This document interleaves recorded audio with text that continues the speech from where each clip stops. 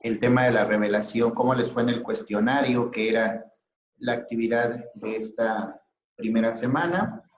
La vez pasada vimos el tema de la revelación. Les decía que el tema de la revelación es fundamental en la teología bíblica, en la teología de por sí, pero también en la teología bíblica, porque el mensaje de la Sagrada Escritura es el mensaje revelado. Entonces, bueno, la semana pasada analizamos justamente en qué consiste la revelación, qué es la revelación y, bueno, pues cuáles son las características de la revelación, y en el foro, pues ustedes debían compartir estas características justamente en un texto, ¿no? En un texto que lean y van a aplicar las características de la revelación que vimos en la sesión pasada. ¿Alguien que quiera comentar algo al respecto? ¿Cómo se sintieron? ¿Cómo fue la experiencia, etcétera, etcétera, que podamos retomar ahora? Sí, adelante. Buenas. Disculpe, profe, antes de continuar, no sé si le pasa igual a mí que a los otros. Estoy oyendo la voz con un eco. Ah, ok, sí, sí, seguramente sí, porque me metían... Se oye cortada la frase. Sí. Las frases se oyen cortadas, no se interpretan bien. Creo que, a ver, ¿ya me escuchan mejor? Yo lo escucho bien. Ahí sí. En el momento sí, estoy ok. escuchando bien. Excelente. Si es que saben que me había metido a la videoconferencia de la plataforma para llamar a Marino y a José Miguel, que ahí habían entrado, y se me olvidó apagar el micrófono, pero justamente ahorita ya está muy bien. Ya estamos aquí. Seguramente ya me escuchan muy bien. Ok, entonces, ¿alguien que quiera comentar algo sobre la sesión pasada? ¿Qué le pareció? ¿Qué elementos le ayudaron a profundizar en el tema de la Sagrada Escritura? Para que arranquemos con el tema que nos ocupa el día de hoy, que es el texto bíblico y su transmisión. Claro que tú sigues la mano todavía. Bien, ¿nadie? ¿Sí? Juan Luis, adelante, por favor. Ese tema es muy profundo, profesor, y sobre todo el cuestionario, como era con un límite de tiempo, pero me di cuenta que condensaba todo lo que el material se subía a la plataforma con las preguntas. Cada una de las preguntas estaban contenidas en el mismo material, o parte, algunas, en el mismo material que usted subió en la plataforma, de la naturaleza de la revelación, de Carlos Gonzaga. Pero fue muy interesante porque fue como reavivar nuevamente eso que ya, esa lectura comprensiva que habíamos hecho del texto. Ok, muy bien. Gracias, Juan Luis. ¿Alguien más que quiera comentar algo o nos arrancamos? Bien, profe, quisiera Sí. participar brevemente. Miguel. Lo de la revelación es que Dios se revela al hombre, es que se muestra, que se desvela, se quita el velo y se da a conocer. Eso realmente Dios instala, como si dijéramos, un diálogo entre amigos y específicamente entre el pueblo de Israel y con ningún otro pueblo lo hace, sino solamente esa revelación a través del pueblo de Israel y personas específicas, los profetas, Moisés, etc. Y ese diálogo entre amigos se va dando a través de la palabra que él va revelando.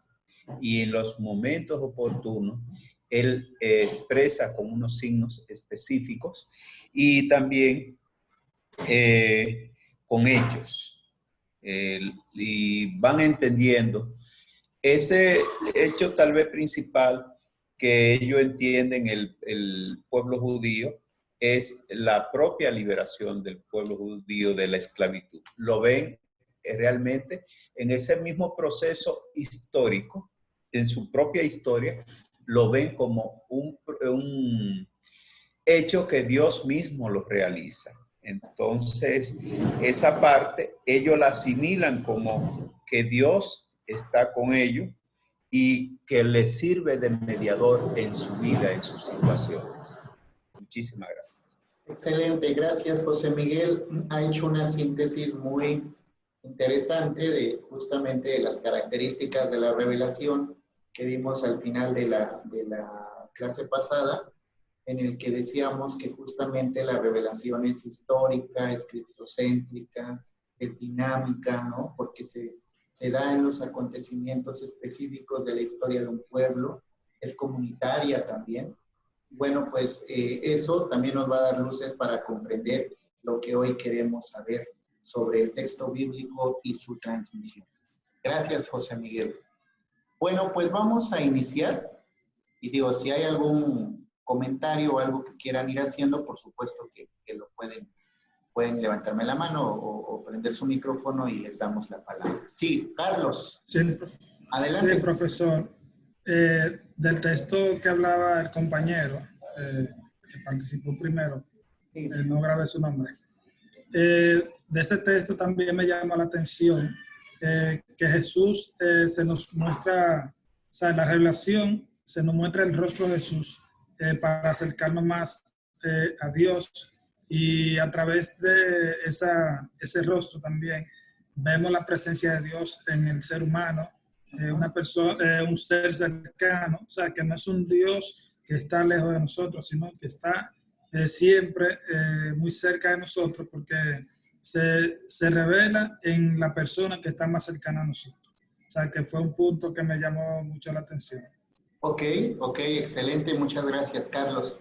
Justamente algo de eso también vamos a tocar el día de hoy, que tiene que ver con este proceso de transmisión de la Sagrada Escritura, ¿sí? Bueno, pues vamos a comenzar entonces.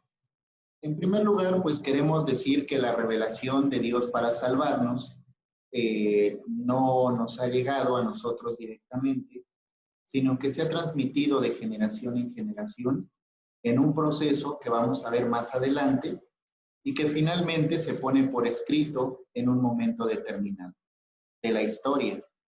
Y a esto le vamos a llamar memoria histórica del pueblo de Dios. O sea, a diferencia de la revelación, como hemos visto en otras religiones, incluso la vez pasada yo les mencionaba, ¿no? La revelación en el caso, por ejemplo, del Islam, pues bueno, ahí se dice que Dios mismo le transmitió directamente a Mohamed el mensaje y él lo repitió y después se fue. Aquí tenemos que hablar de un pueblo, tenemos que hablar de un proceso histórico, de un proceso de transmisión que justamente es el que vamos a revisar el día. En este sentido, voy a ir pasando mis diapositivas.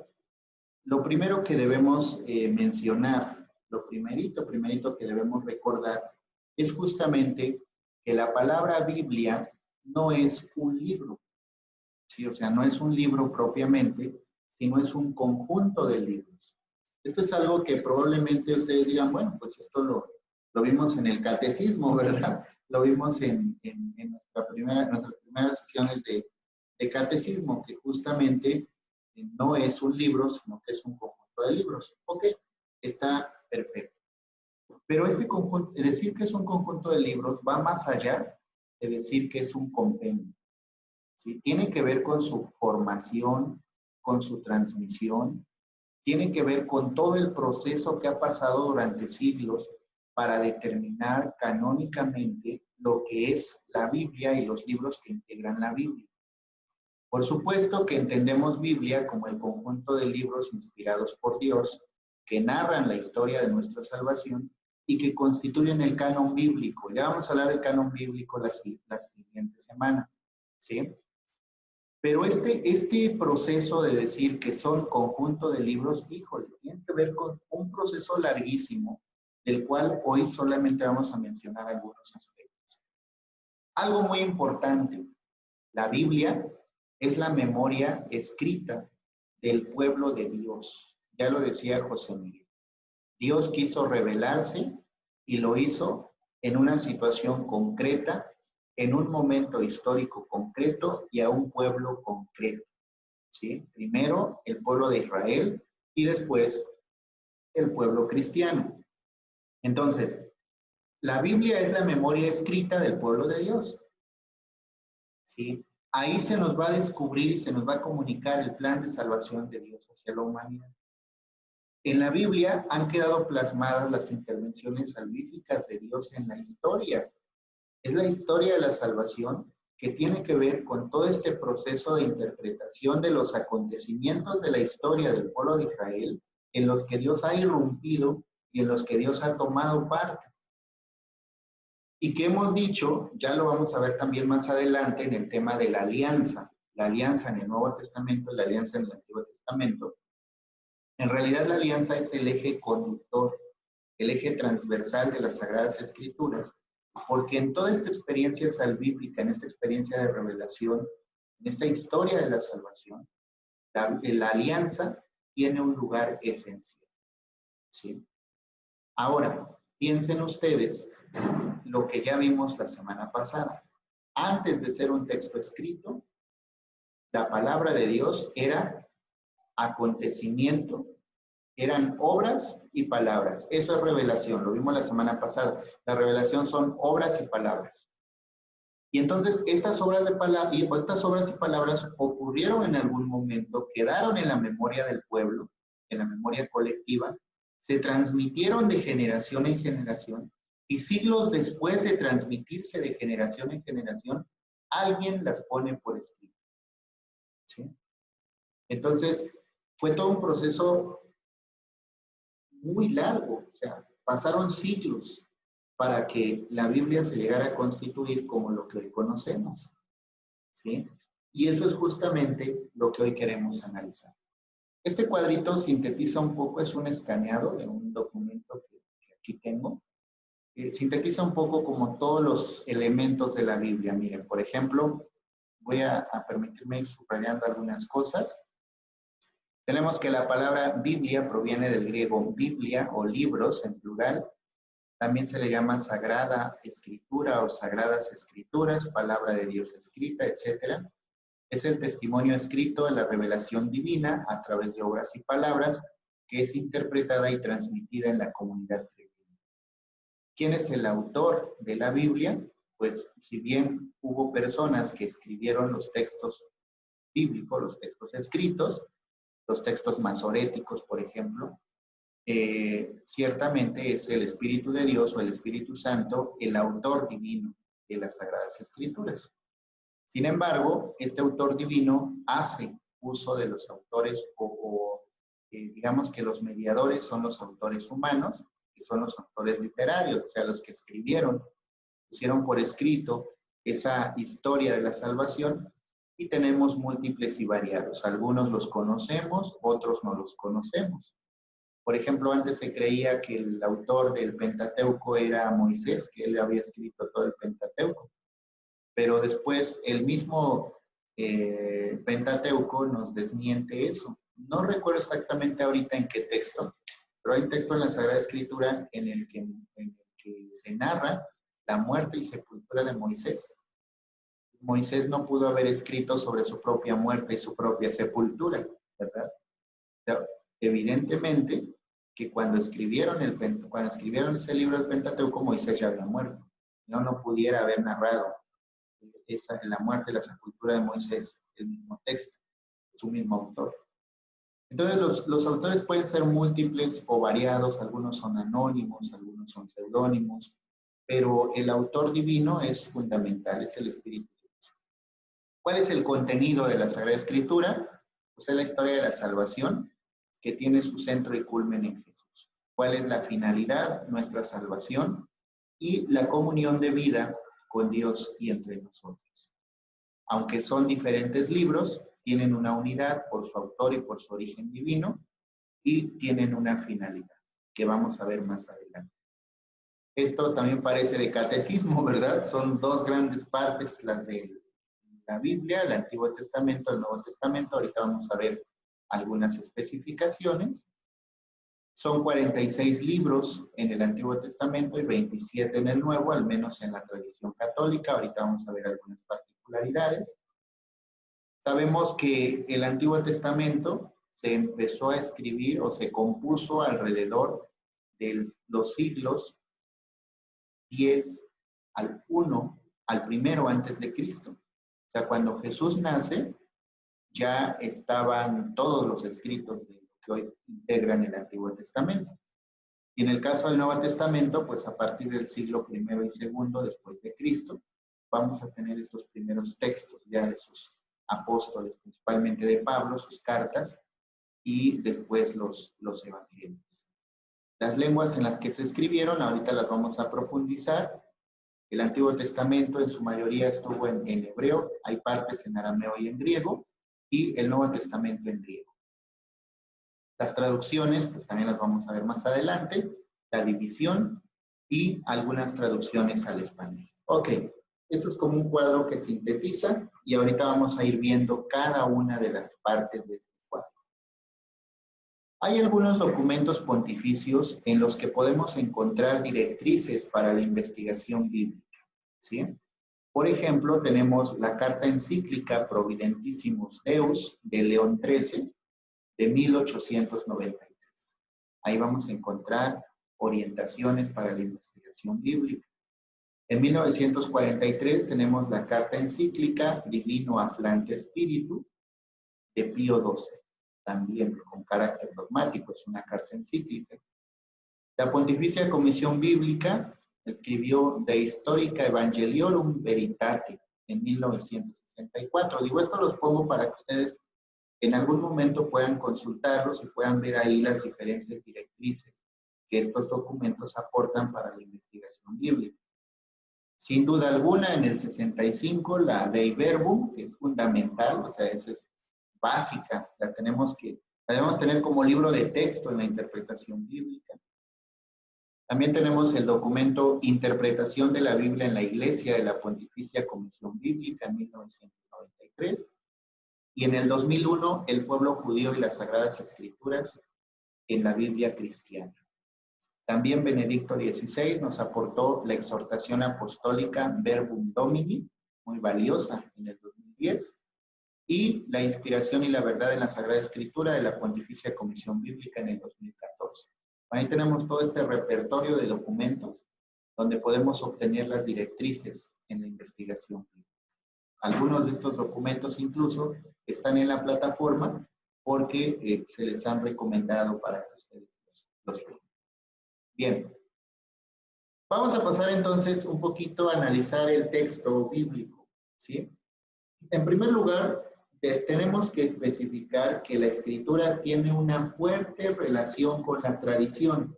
Ahorita vamos a ir viendo cómo se constituye la tradición, pero hay una fuerte relación entre la escritura y la tradición. ¿Cuáles son los márgenes temporales de composición? Aquí los vamos a empezar a desglosar. El Antiguo Testamento se empezó a escribir aproximadamente en el año 10.000 antes de Cristo, hasta el año 50, lo que les decía hace un momento. Cuando Jesús nace, ya estaba completo ese texto del Antiguo Testamento. Aquí tenemos otra vez la fecha del Nuevo Testamento. Las lenguas, la mayoría del Antiguo Testamento fue escrita en hebreo. ¿Qué partes fueron escritas en arameo? Son las que aquí tenemos. Esdras 4 del 8 al 6 y capítulo 18, el 7 del 12 al 26 y Daniel 2, 4b, 7 y 28. Estos fueron en arameo. Y en griego, el Antiguo Testamento, pues aquí tenemos el repertorio de citas, de textos que fueron escritos en griego. Pero en su mayoría, el Antiguo Testamento se lee en hebreo. ¿Sí? Del Nuevo Testamento tenemos que principalmente es en koiné, o sea, en griego koiné, o el común, ¿sí? El que se hablaba en la época de los grandes filósofos. A ver, sí tiene razón, Aquí hay un error, Henry, gracias por decirlo. Es 10.000, en el siglo X.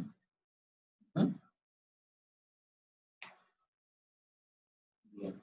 O sea, aquí le falta un 0, para que quede claro. Este dato sí está bien en el anterior. En el anterior se dice aquí justamente del siglo X al primero, ¿sí? Aquí me faltó un cero. Una disculpa, yo se lo coloco antes de enviarles la presentación. Ok, ¿cuáles son las traducciones más importantes para nosotros en torno a la Sagrada Escritura? Bueno, pues tenemos dos traducciones, la traducción griega y la traducción latina. La traducción griega es la famosa Septuaginta. ¿Han escuchado esto de la traducción de los 70? ¿Sí? ¿Más o menos?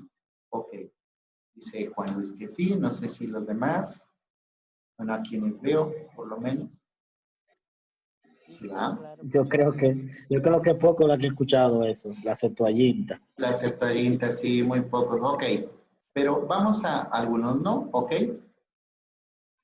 Vamos a ver justamente cómo la Septuaginta tiene una versión legendaria y una realidad histórica, ¿no? En todos los textos de la Biblia vamos a encontrar esto. Entonces, para que no se asusten y de alguna manera, pues sepamos que una cosa es lo que dice la tradición y otra cosa es la realidad histórica, que hoy en día podemos ir conociendo gracias a los avances de arqueología bíblica y de investigaciones históricas en torno a la Biblia. La Septuaginta, hay una carta que es la carta de Aristeas que la escribió a su hermano Filócrates hacia el 127-118 a.C. aproximadamente. Acuérdense que aquí las fechas no son tan precisas. En el reinado de Ptolomeo II, y ahí él decía que este Ptolomeo había encargado a 72 sabios judíos la traducción de toda la Biblia hebrea del hebreo al griego común. O sea, 72 sabios le pidió Ptolomeo II que tradujeran la Biblia del hebreo al griego. ¿Sí? ¿Por qué? Porque los judíos en Alejandría no conocían el hebreo, solo hablaban el griego. Y el griego además ya se estaba colocando como una lengua común en todo el Mediterráneo. Y bueno, se dice que solo tardaron 72 días en completarse, ¿no? 72 sabios, 72 días, la versión Septuaginta. Esa es la leyenda, es el contexto legendario. ¿Cuál es la realidad histórica? Sí existe una versión al griego que se llama Septuaginta, que es fundamental para nosotros, un acercamiento muy importante a la Sagrada Escritura, pero tardó casi 100 años en ser elaborada. No fueron 72 días, ¿no? Fueron casi 100 años en ser elaborada y revisada hasta su publicación. Se trata de la primera traducción del Antiguo Testamento a lengua griega y va a reportar un texto distinto de la Biblia hebrea y va a tener una traducción en línea de interpretación de corte mesiánico. A ver, ¿por qué de corte mesiánico? ¿Qué me quiere decir? ¿Por qué? ¿Por qué creen que ya hable de corte mesiánico? ¿Por qué será? Hablo, profesor, Ajá, sí, adelante. por la relación que hay en la Sagrada Escritura con la venida del Mesías, de Ajá. Jesús. ¿Y por qué tanto se esperaba la venida del Mesías? Justamente porque el pueblo de Israel estaba enfrentando una situación política muy ruda, muy dura, ¿no? Entonces, los judíos esperaban la llegada, anhelaban la llegada del Mesías, ¿sí?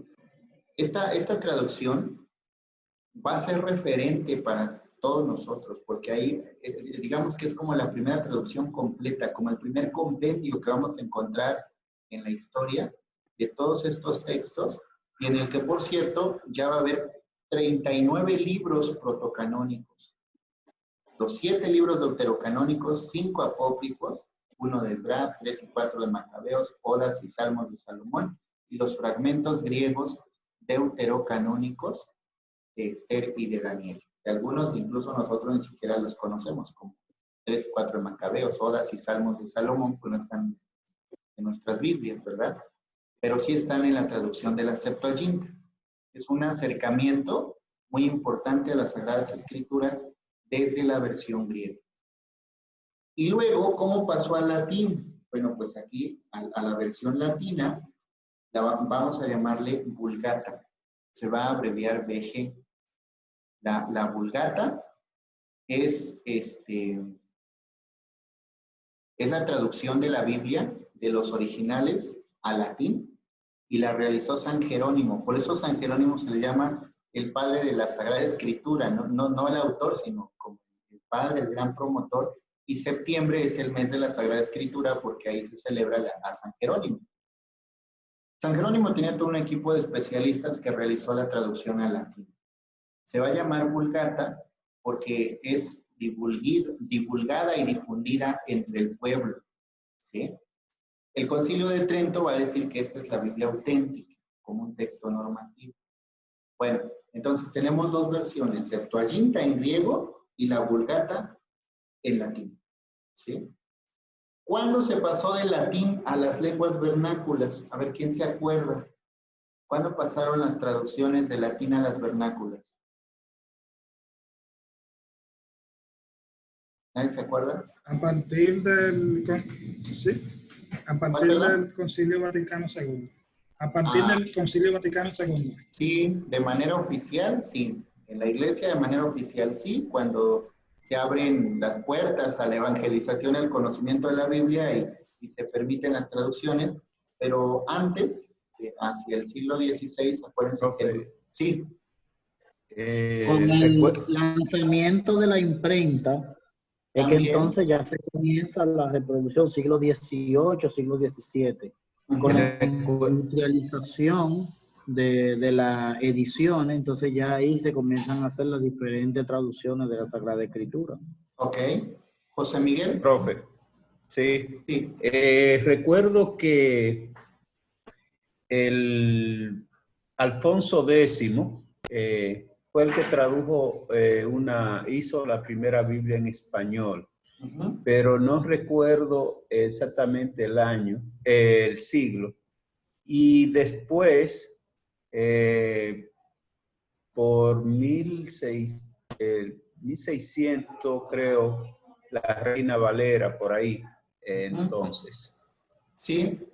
Sí, sin duda, creo que fue 1280, por ahí así, la de Alfonso. Sí. Sí, por ahí así. Sí, y acuérdense también de Martín Lutero. Martín Lutero fue quien tradujo la Biblia contra las indicaciones de la Iglesia romana al alemán. O sea, ha habido, alemán, sí, sí. Exacto, ha habido intentos de llevar, porque digo, ustedes... No creo que se acuerden, y yo me acuerdo, ¿verdad? Pero antes del Concilio Vaticano, efectivamente, como dice José Miguel, la Biblia era un privilegio de ciertas personas, ¿no? Del clero, por ejemplo. No podíamos tener acceso a la Biblia, era un texto sagrado, ni siquiera se podía tocar. Bueno, pero entonces ya conocemos más o menos como la ruta, ¿no? Tenemos el Antiguo Testamento en hebreo, luego viene la Septuaginta, luego vienen los acontecimientos de la vida de Jesús, las cartas, la puesta por escrito de los textos del Nuevo Testamento y la Vulgata de San Jerónimo, que es nuestra referencia más importante en el año. Ok, ¿cuáles son los nombres de la Sagrada Escritura? Aquí vamos a ver algunos nombres. Sabemos que el nombre de Biblia es muy contemporáneo y también sabemos que ha habido muchas interpretaciones sobre el texto, sobre este nombre de Biblia, ¿no? Aquí les puse cómo se le llama al texto sagrado en diferentes referencias. Por ejemplo, en Daniel 9:2 se dice que son los libros, ¿no? El Basefarim. Ya, así incluso les puse la cita. Yo, Daniel, pude entender los libros. En Macabeos, 1 Macabeos 12:9, por ejemplo, dice que son los libros santos. También se les llaman escrituras, ahí están las citas. Escrituras en plural o escritura en singular, también ahí están las citas. En algunos casos se le llama santas escrituras, como en Romano 1:2. En otros casos se le llama sagradas letras, como en 2 de Timoteo 3:15 y Juan 5:47. Estos son como diferentes denominaciones que se dan a la Biblia, a la Sagrada Escritura. Y algo que sí debemos entender es que la Biblia tuvo un proceso de composición bastante extenso, o sea, de muchos años. Entonces, no pensemos que la Biblia ya la tenían los judíos antes de Jesús, tenía otro nombre que justo ahorita vamos a ver, la Biblia hebrea, y cómo se fue componiendo hasta lo que hoy conocemos tal cual como Biblia. Voy a brincar esta diapositiva porque la vamos a analizar ahorita. Nuestra primera referencia es la Biblia hebrea. La Biblia hebrea, pues son los textos que estaban antes de la llegada de Jesús. Y en este caso, podemos identificar 4 nombres específicos. Por ejemplo, en el prólogo de Sirácida, hacia el año 132 a.C., se le nombra la ley, los profetas y los otros que les han seguido. Este texto es muy importante, el prólogo de Sirácida, porque justamente nos presenta la división de los textos sagrados para los judíos antes de que Jesús naciera. Tenían 3 categorías: la ley, los profetas y otros textos, que ahorita justo vamos a ver. En Lucas 24, 44, 49 se le llama ley de Moisés, los profetas y los salmos. Fíjense, aquí es una visión como más posterior, pero existe esta triple categoría: la ley de Moisés, los profetas y los salmos. En otros casos se mencionan 2 categorías, la ley y los profetas, como en Mateo 5, 17, 7, 12 o Lucas 16, 16. Y en algunos casos solo se le llama ley, como dice la ley, por ejemplo. La ley menciona, y ahí tenemos algunas. ¿Qué sacamos de esto? De esto sacamos que la Biblia hebrea tenía una composición de 3 categorías. La ley, que es la Torá, que para nosotros es el Pentateuco, los Nebim, o los profetas, y los Ketubim, o los escritos. ¿Sí? Esas eran como las 3 partes que integraban la Biblia judía, la Biblia hebrea. ¿Sí? Vamos a ver justamente, bueno, y aquí nada más les puse una cita que es muy importante que la concibamos. Para nosotros le podemos decir Biblia judía, Biblia hebrea, o bien Antiguo Testamento o Primer Testamento. Yo conozco a expertos en Biblia que dicen que se tiene que llamar Primer Testamento para no utilizar el término antiguo como en término despectivo. O sea, lo antiguo quedó superado por lo nuevo. Sí está bien, pero se puede ver como en un tono despectivo. Decir Primer Testamento tiene un sentido como más teológico, ¿no? Lo primero que ocurrió, la primera revelación, luego el Nuevo Testamento. Pero bueno, son interpretaciones. Podemos utilizar cualquier término: Antiguo Testamento, Primer Testamento, Biblia hebrea o Biblia judía, no importa, ¿sí? Pero nos estamos refiriendo a estas 3 categorías, esta división tripartita: la ley, los profetas y los otros escritos. La Torá, los Nebim y los Ketubim. ¿Vamos bien hasta ahorita?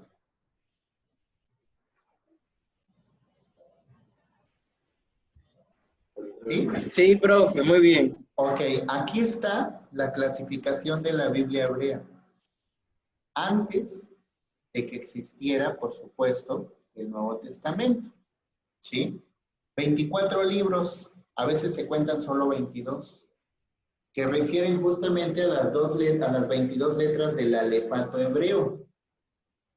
¿Por qué pueden ser 24 o 22? Bueno, a veces a Ruth se le junta con Jueces y Lamentaciones se junta con Jeremías y entonces quedan 22. Y son justamente 22 las letras del alefato hebreo. Qué interesante. 22, porque son 22 letras del alefato. Bueno, sea como sea, aquí tenemos la división de la Biblia hebrea, lo que ya les decía, la Torá o la ley, que para nosotros son 5, bueno, para ellos, perdón, para nosotros son el Pentateuco, para ellos son los 5 libros de la Torá: Génesis, Éxodo, Levítico, Números y Deuteronomio. Y cuando nosotros estudiamos a la religión judía, decíamos que propiamente, o sea, la Torá, es propiamente el libro sagrado de los judíos, ¿sí? Pero además tienen a los Nebim o los profetas, que son 8 libros. Tenemos esta división de profetas anteriores, Josué, Jueces, Samuel y Reyes, que Samuel 1 y 2 están juntos para división de la Biblia hebrea, y Reyes también, nosotros lo tenemos dividido. Y los profetas posteriores, o los Nebim Maharonim, que son Isaías, Jeremías, Ezequiel, ¿sí? Y 12 menores, Oseas, Joel, Amós, Abdías, Jonás, Miqueas, Nahum, Habacuc, Sofonías, Ageo, Zacarías y Malaquías. Ahí los tenemos, ¿no? Estos 12 profetas menores. Este conjunto de libros, tanto de los posteriores como de los anteriores, constituyen los famosos 8 libros de los profetas, que también, acuérdense, cuando estudiamos la religión judía, decíamos que el judaísmo es una religión profética. El mensaje se transmite a través de la mediación de un profeta. Ahí los tenemos. Y los Ketubim, que son 11 libros, que son otros escritos, regularmente van a ser los siguientes, ¿no? Van a ser 3 poéticos, salmos o alabanzas, Job y proverbios, 5 rollos leídos en fiestas principales, que son Ruth, se leía en Pentecostés, Cantar de los Cantares, que se leía en la fiesta de la Pascua, Eclesiastés o Coelet, que se leía en la fiesta de los tabernáculos, que podemos saber muy bien, porque Jesús nos hablaba, más bien en el Nuevo Testamento, de referencias a la fiesta de los tabernáculos, las Lamentaciones, que recordaba la destrucción del templo, y Esther, que se recordaba en la fiesta de Purim. Son como 5 rollos especiales para leerse en cada una de estas fiestas, y otros 3 escritos, Daniel, Esdras, Nehemías y Crónicas. Fíjense, si nosotros nos presentaran una Biblia hebrea, este sería su composición. Estos serían los libros que le integran, 24 o 22, de acuerdo con la versión, pero esta es la Biblia de los judíos, ¿sí? Así está integrada. O sea, ellos leen, o ellos tienen como textos sagrados, textos que para nosotros también son sagrados, pero por supuesto sin la plenitud del mensaje que implica la revelación de Jesús. ¿Qué les parece? ¿Vamos bien? Muy bien, muy bien. Me gusta mucho. Bien, muy bien, profe. Ok. Sí, muy interesante, maestro. Muy interesante. Muy bien. Ok, entonces continuamos. Ahora, esa es la primera referencia, ¿no? La Biblia hebrea. Tiene la traducción de los 70. ¿Qué pasa en la traducción de los 70? Vamos a encontrar 24 o 39 libros de la Biblia hebrea. Perdón, van a ser 24 libros de la Biblia hebrea más los famosos deuterocanónicos, ¿sí? Que van a ser Tobías, Judith, Sabiduría, Eclesiástico, Sirach y de Baruch, y la primera y segunda de Macabeos. Fíjense bien cómo aquí está el meollo del asunto, ¿no? Entre la Biblia católica y la Biblia protestante. Porque la Biblia católica acepta los libros deuterocanónicos que fueron integrados en la traducción de los 70. Y la Biblia protestante no reconoce estos libros justamente porque no estaban en la Biblia hebrea. ¿Sí se entiende como la división en este sentido? O sea, los protestantes dicen... Profesor, Sí, profesor, adelante.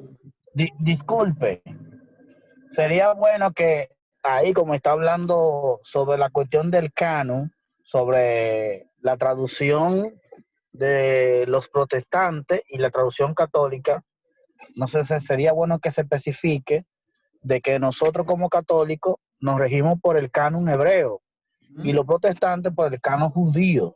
Así por es. eso es que está la disparidad de libros, porque los judíos no aceptan alguna de la interpretación del canon del hebreo. Sí, Juan Luis, tú lo has dicho muy bien, ¿sí? Justamente ahí es donde está la diferencia en el reconocimiento de los libros, y por eso es que a tu Biblia le faltan libros, el tradicional a tu Biblia le faltan libros, que le decimos los católicos a los protestantes, ¿verdad? Justamente son estos libros.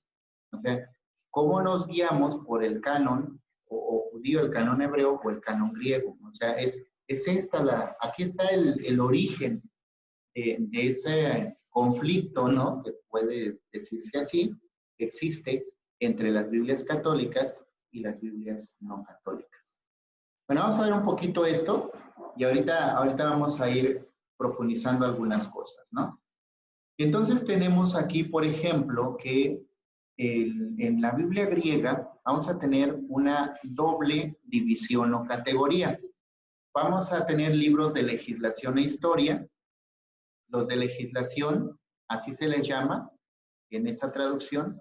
Los libros de legislación van a ser Génesis, Éxodo, Levítico, Números y Deuteronomio, la Torá o la ley, ¿no?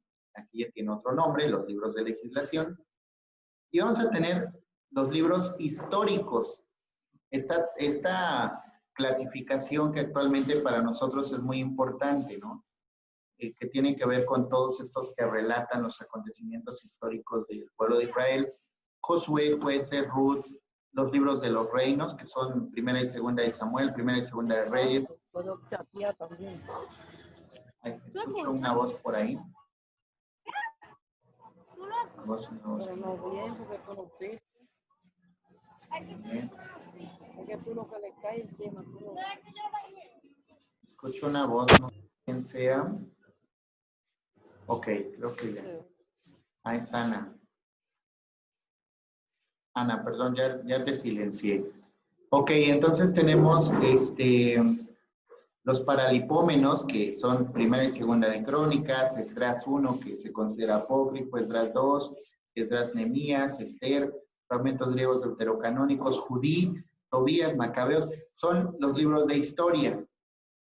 Y además, en esa traducción vamos a tener una segunda categoría que refiere a los poetas y profetas. Y en los poetas, la traducción de los 70 va a tener Salmos, Odas, que es un texto apócrifo, Proverbios de Salomón, Eclesiastés, Cantar de los Cantares, Job, el libro de la sabiduría, Eclesiástico y Salmos de Salomón, que también es apócrifo. ¿Sí? En los profetas van a tener los 12 profetas menores, que son los que ya mencionamos, y van a tener también los famosos o los llamados, permítanme un segundito, dodecaprofetón, o sea que son Isaías, Jeremías, Baruch, Lamentaciones, Carta de Jeremías, Ezequiel, Susana, que es Daniel, Daniel 13. Otra vez me está apareciendo la voz. El maestro no se le escucha tampoco. ¿No me escuchan? Hola, hola. Ahora sí, se estaba escuchando intercontado. Ah, ok. Es que hay un micrófono que está interfiriendo. Entonces, les pido por favor si mantienen sus micrófonos silenciados. Seguramente alguien se le enciende su micrófono. Bueno, entonces aquí pues tenemos esta clasificación de la Septuaginta, ¿no? La Septuaginta sí clasificaba legislación e historia y poetas y profetas, ¿sí? Vamos a pasar a la siguiente. La Biblia cristiana. En la Biblia cristiana, pues vamos a tener una mención al Antiguo Testamento en la segunda carta a los Corintios, capítulo 3, versículo 14. Ahí se habla por primera vez del Antiguo Testamento. Y del Nuevo Testamento se habla en la carta a los Hebreos 8:8. ¿Sí? Aquí hay algo muy importante. La palabra testamento equivaldría a la palabra alianza. Justamente vamos a tener nosotros 2 sesiones para hablar de alianza. Una de alianza en el Antiguo Testamento y otra de alianza en el Nuevo Testamento. Lo vamos a ver más adelante. Pero en realidad el término hebreo que designa a la alianza es berit. Pero ya lo vamos a profundizar más adelante, ¿no? pero ahorita que quede como esta inquietud, ¿no? ¿Por qué testamento? Bueno, se supone que tenía que ver con alianza. Pero en término hebreo, berit, y esto es muy importante lo que les voy a decir, porque esto va a pasar muchísimo en los textos bíblicos. De berit, que es hebreo, se traduce al griego como alianza o contrato, ¿sí? Composición o combinación, que después se va a traducir como testamento, que tiene que ver con disposición u orden. ¿Sí? Es decir, de berit pasa a fedus, y de fedus pasa a testamentum en latín, berit hebreo, fedus griego, testamentum latín, y hoy como tomamos la traducción de la Vulgata, pues decimos que es el testamento, ¿sí? Pero ojo, fíjense bien qué diferencia hay entre mencionar alianza como berit, con todo su significado, que lo vamos a ver más adelante, a decir simplemente testamento. Hoy, ¿qué me implica un testamento? Pues un testamento es es lo que, bueno, al menos aquí es el documento que deja a un padre de familia con la herencia a sus hijos, ¿no? Como la herencia, ¿sí? Y el término berit era totalmente diferente. O sea, berit tiene que ver con un proceso de pacto, de compromiso, de partes, que vamos a analizar más adelante. Entonces, fíjense bien cómo cambió totalmente el sentido al ir cambiando de traducción. Y eso mismo va a pasar con muchos textos y en muchos casos que del hebreo, al pasar al griego, se interpreta de otra manera, y del griego al latín, y luego totalmente del latín al español. Por eso hay una frase que dice que el traductor es el traidor del texto, ¿no?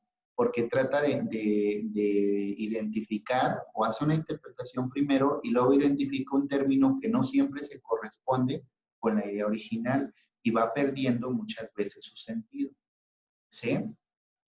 Ahora imagínense cuando el texto bíblico tiene que pasar a una lengua indígena, pues todavía con otra cosmovisión, con otro sentido, pues muchas veces se corre el riesgo justamente de caer en una interpretación que no es la que corresponde a su sentido original. Por eso los especialistas en Biblia tienen que aprender hebreo, latín, griego y hebreo, para poder acudir al texto original y decir que el sentido original de esta palabra o de esta cita es tal, pero después en su proceso de traducción fue cambiando de sentido hasta que nos llegó a lo que hoy decimos. Híjole, digo, yo no soy especialista en Biblia, ¿no? Pero sí conozco a mucha gente de la Universidad Pontificia que es especialista en Biblia, y qué bárbaro, o sea, te lee una frase y te dice, pero es que este texto en hebreo significa tal cosa, y en hebreo significa o sea, te empieza a dar una explicación del sentido del texto o de la palabra en el hebreo, en la lengua original, y que tú dices, no, pues así como lo leemos hoy en la misa, pues nada que ver con lo que tú me estás diciendo. Es justamente por todo este proceso de traducción que va teniendo el texto sagrado, ¿sí? Y luego si le agregamos la interpretación histórica, que a lo que se refería, a los acontecimientos que estaban pasando, no, bueno, pues es una labor que realmente requiere mucho compromiso y dedicación para poder estudiar los textos bíblicos sin caer en errores de interpretación. Es todo un mundo, o sea, el estudio de la Biblia es todo un mundo de contenidos, de ideas que tenemos que asumir desde su lengua original. Complejo, ¿verdad? Carlos. Sí, y además de la traducción, específicamente en el español, varía mucho. Por ejemplo, la que es escrita específicamente para el pueblo latinoamericano, o sea, que está adaptada para nosotros. Y Sí. así varía dependiendo al público que está dirigido. Sí, o sea, y fíjense que en este sentido hay a veces hasta interpretaciones o conflictos. Por ejemplo, decir si María es virgen o no. Ahora, tenemos que ir a ver desde la expresión bíblica, griega, del texto original, y la alusión, porque acuérdense que es el texto bíblico donde dice que se anuncia que he aquí que la Virgen dará a luz a un niño, ¿sí? Es una referencia profética que fue escrito en hebreo. Entonces, el Nuevo Testamento, o sea, el Evangelio se escribe en griego, pero aludiendo a una profecía escrita en hebreo. O sea, ya ahí hay un conflicto de traducción y de contextos, ¿no? Y luego nosotros pasamos al latín de ese texto o esa referencia griega de una palabra que está citada de un hebreo. Es una tercera lengua, ¿no? Y sí, efectivamente, todo esto que dices, Carlos, pues tiene que ver con todo este proceso de contextos, de lenguas y demás. Bueno, vamos a continuar. Los católicos aceptamos 73 libros. Bueno, perdón, antes de esto, se me vino ahorita a la mente una cosa muy importante a propósito de lo que dijo Carlos Rafael, que la Biblia, bueno, hay varias traducciones, pero sin duda alguna los especialistas consideran que la Biblia de estudio más idónea es la Biblia de Jerusalén. Sí lo sabían, ¿verdad? Si ustedes quieren estudiar la Sagrada Escritura en un lenguaje un poco más cercano a un aspecto científico, habría que tomar una Biblia de Jerusalén, ¿sí? Que es una traducción como apegada pues al estudio, ¿sí? O académicos, digamos, ¿no? O sea, no es un lenguaje como adaptado como la latinoamericana, ¿no? Más a la gente del pueblo que pueda entender el mensaje, sino tiene un lenguaje un poquito más académico que nos permite comprender el sentido de la Sagrada Escritura. Entonces, si ustedes quieren, pero también esto en lo pastoral, no vamos a llevar a predicar la palabra de Dios con una Biblia de Jerusalén, ¿verdad? Entonces utilizamos una Biblia latinoamericana u otra traducción. Por eso hay tanta variedad de traducciones. Gracias, Carlos, por el comentario que viene muy al lugar. Entonces nosotros aceptamos 73 libros, 46 del Antiguo, 27 del Nuevo, los protestantes 66, 39 del Nuevo, excluyendo los 7 deuterocanónicos y partes deuterocanónicas de Esther y Daniel. Y aceptan 27 del Nuevo Testamento también como nosotros, con una interpretación distinta, pero las aceptan. Entre los ortodoxos hay variedad. Algunos siguen la línea católica, otros adoptaron la línea protestante y algunas tienen usos particulares. Pero bueno, entonces aquí vamos a encontrar diferentes versiones o diferentes composiciones de libros en cuanto a la Biblia. ¿Cuál es la división, digamos, como más común en términos generales en torno a la Biblia cristiana?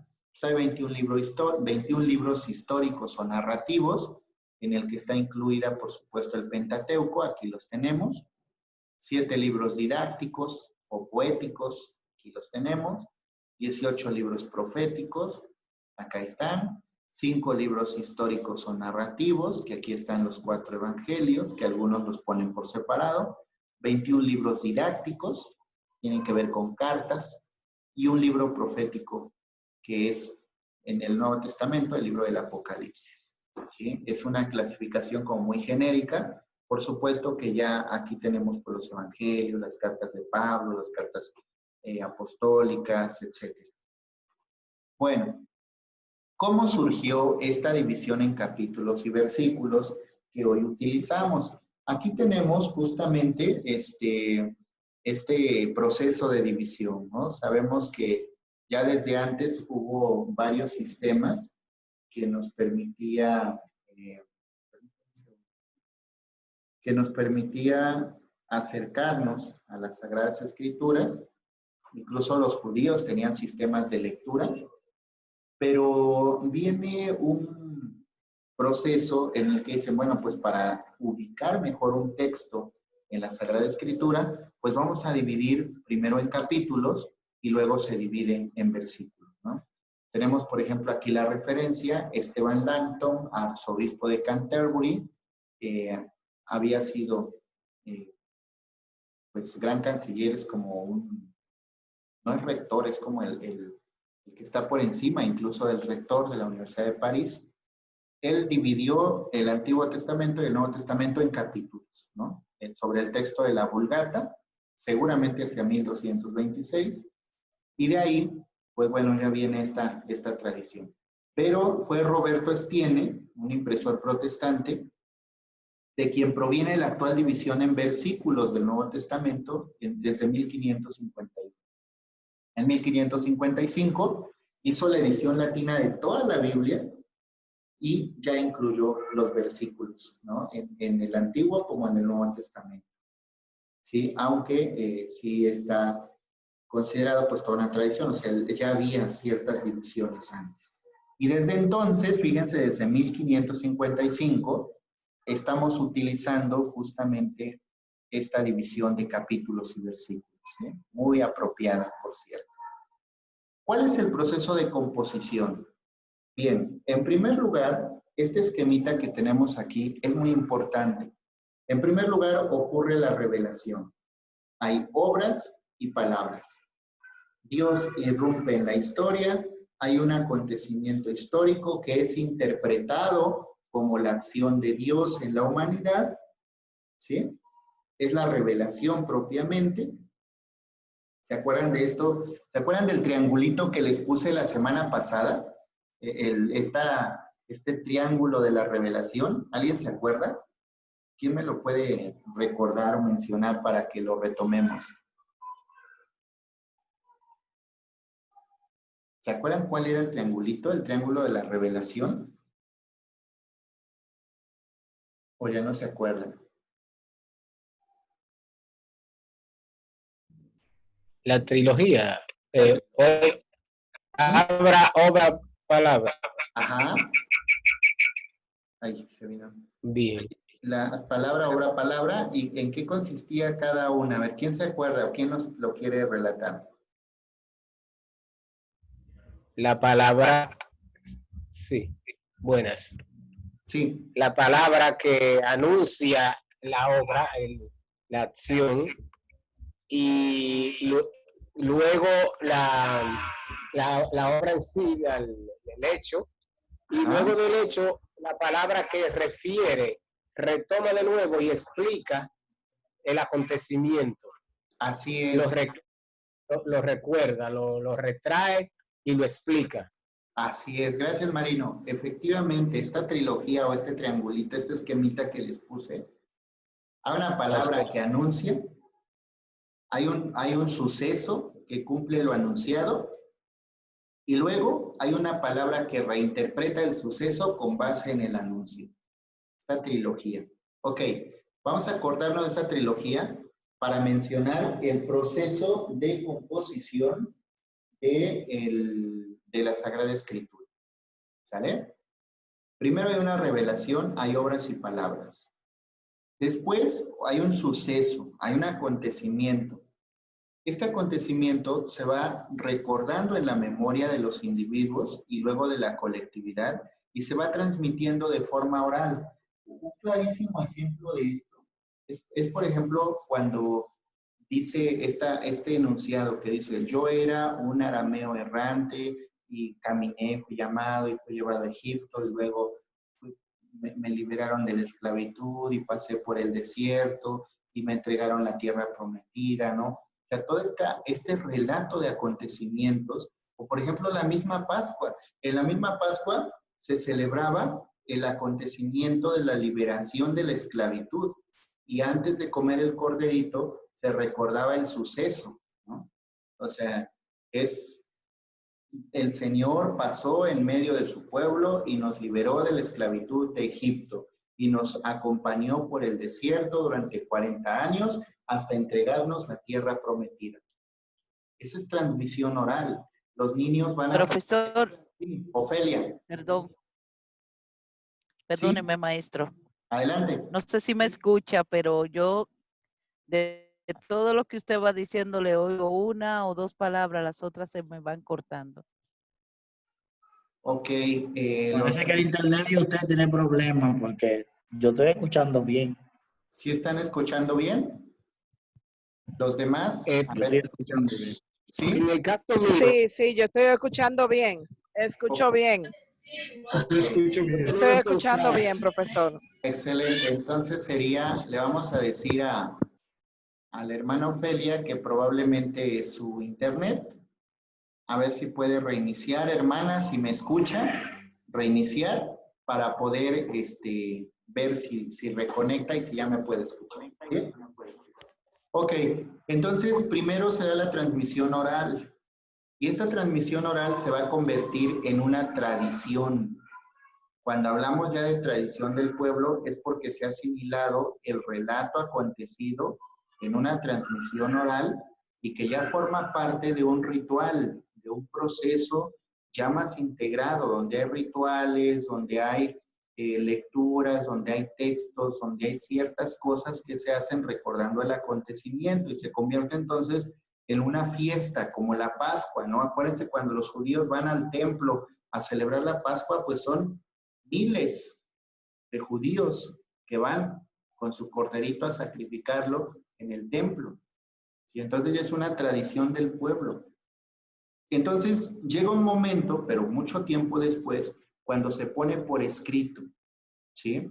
La transmisión pretendía interpretar los acontecimientos que el pueblo vivió. Busca descubrir en esos acontecimientos la palabra de Dios y retoma las tradiciones del pueblo, los lugares, las personas, la misma historia, y las pone por escrito. Pero no es algo que esté inventando, es algo que ya existía en la memoria del pueblo, ¿sí? Que fueron la base para lo que hoy conocemos como Sagrada Escritura. O sea, yo le decía la otra vez, no es que hubiera un escritor ahí, ahorita Dios está creando las estrellas, ¿no? Como tampoco había un escritor que dijera, en este momento Moisés acaba de subir al Sinaí, y entonces ya se tardó tantos días, y luego bajó y trae unas tablas de la ley, y se enojó porque estábamos adorando a Baal Peor, y destruyó las tablas. Eso no existió. Más bien eso quedó en la memoria de las personas, se fue transmitiendo, se convirtió en una tradición y luego se puso por escrito, pero muchísimo tiempo después. Entonces, lo que el escrito nos está comunicando no es literalmente lo que ocurrió, sino es una interpretación de la tradición a la que tuvo lugar en ese momento. ¿Sí? Sí queda claro esto, ¿verdad?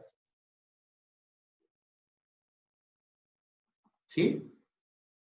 Vamos bien, ¿verdad?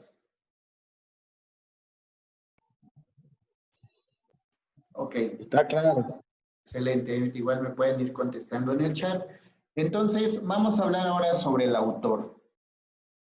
Sabemos lo complejo que es hablar de autores en la Sagrada Escritura.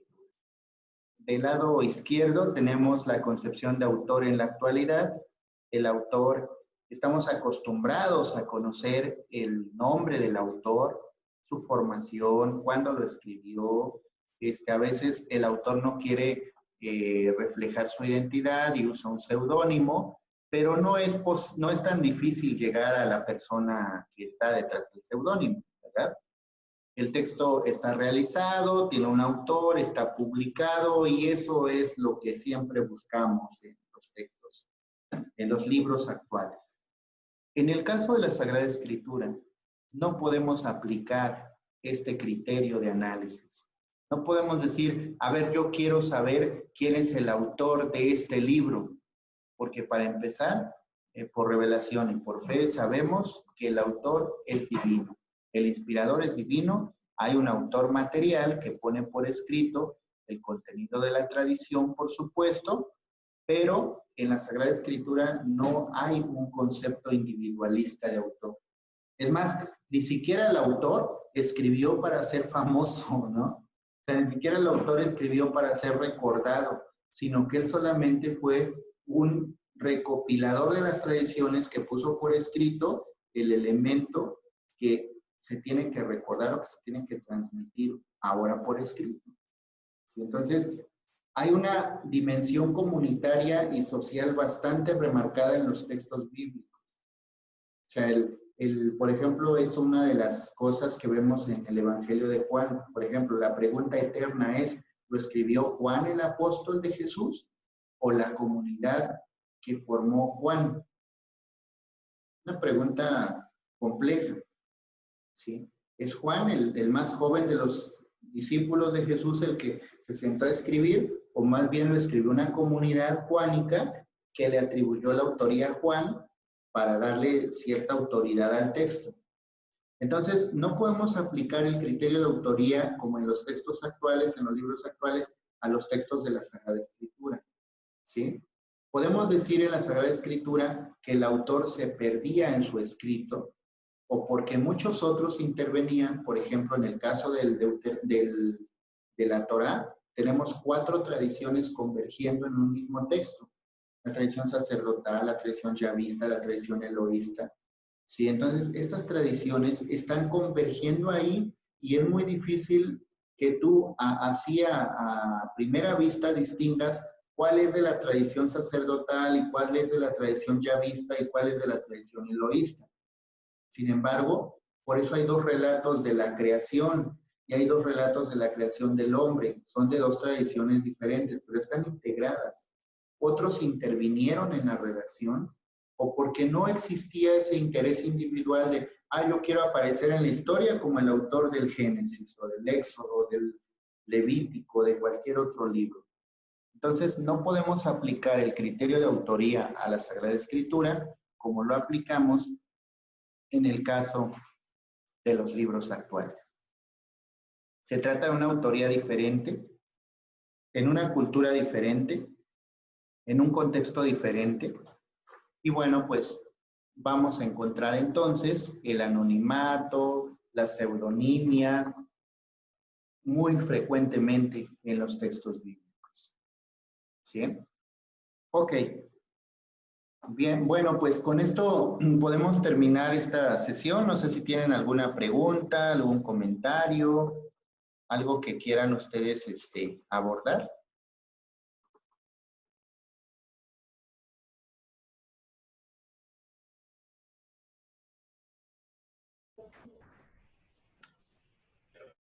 ¿Quién? Profe, Sí, José sobre lo Miguel. último que decía, sobre los autores en el... Lo dejé de escuchar, José Miguel. No sé si solo yo, los demás lo están escuchando. No. Se cerró el micrófono, disculpe, profe. Ok, adelante. Quiero decir que en el caso de los evangelios tenemos que diferenciar algo para mí simple, pero no sé si para los compañeros, que los tiempos, es decir, el tiempo de Jesús, que vivió Jesús, que él habló, enseñó, hizo, el tiempo de los apóstoles, donde ellos fundaron comunidades, y luego el tiempo de las comunidades, que fue cuando se escribieron, se puso por escrito esos evangelios. Sabemos que, o digamos, sí que sabemos, o decirlo, que los apóstoles y discípulos de Jesús, cuando vino la persecución, se dispersaron por diferentes sitios de Oriente Medio y África y parte de Europa a esa enseñanza, y siguieron enseñando lo que habían visto y oído de Jesús, porque como Jesús no escribió nada, y casi ninguno de los apóstoles tampoco, porque en su mayoría eran analfabetos, en el caso de Pablo, que intervino después, que sí era se ve que él tenía unos conocimientos y tenía una cultura mucho mayor que los demás. Entonces, al fundar las comunidades y desaparecer los apóstoles, entonces fue que se puso por escrito los evangelios, y en esa parte la comunidad de Juan puso por escrito lo que enseñó Juan, y por eso le decían el Evangelio según San Juan. Igual la de Mateo, igual lo de Lucas, igual lo de Marcos. En el caso de Mateo, pues también aclarar que tiene un matiz mucho más especial por el asunto de que los seguidores o cristianos eran convertidos del judaísmo al cristianismo, en el caso de Mateo, y por eso tanta cita y referencia bíblica del Antiguo Testamento en el caso de Mateo. Y algo también que en el caso de Marcos se considera que es el primer evangelio escrito del Nuevo Testamento. Y el caso de Juan, pues se tiene una concesión especial. Se le dice a los tres evangelios, Marcos, Lucas y Mateo, evangelios sinópticos. Sin embargo, al de Juan se tiene la característica de que no es sinóptico porque tiene otros aspectos diferentes. Sí. Esa parte.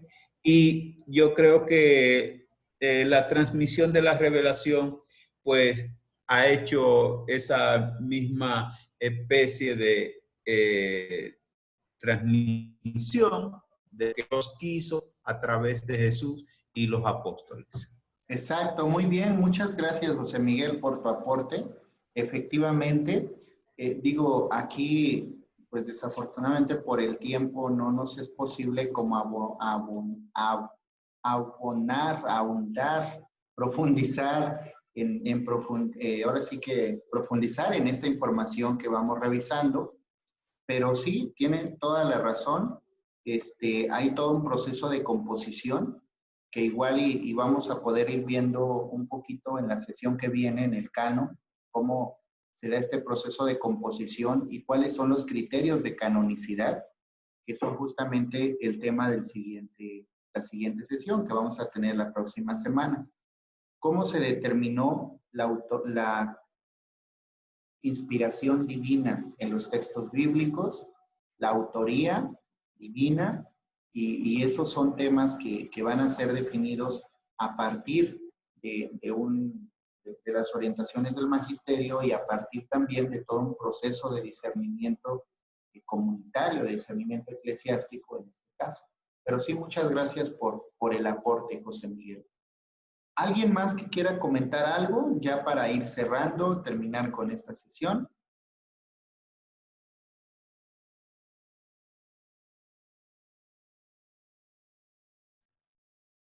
Creo que no, ¿ah? A mí, sí, Sí, sí me doy Ofelia, ya. Sí, adelante. A mí me ha parecido muy interesante, muy sugerente, algunas cuestiones también un poco novedosas.